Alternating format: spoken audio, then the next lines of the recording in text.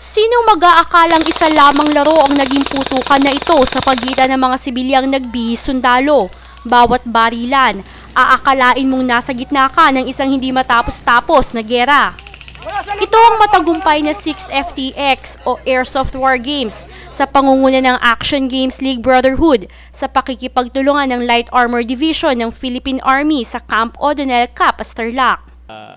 Habang ginagawa ang isang exercise na gaya ganito, on the spot may check agad, makakorek agad yung mga dapat na hindi nila ginagawa.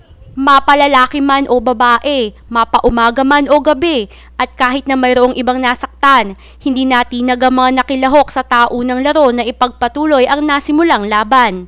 Bahagi na daw ito ng laro at maliliit na sugat lamang daw ito kumpara sa totoong labanan. Very thankful kami dahil parang kumbaga first time namin na maka-experience ng ganito na kasama yung mga tangke, kasama yung mga sa military natin. Excited, di ba, Marico?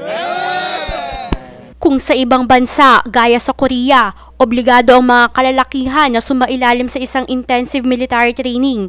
Dito sa Pilipinas, isang magandang laro ito upang matuto maging ang mga sibilyan na ipagtanggol ang inang bayan. For our viewers, invite ko kayo for doon sa mga airsofters pa na hindi nila alam na may military exercise dito. You're welcome to join. Maisel de la Cruz para sa Hataw Balita ng UNTV News Worldwide.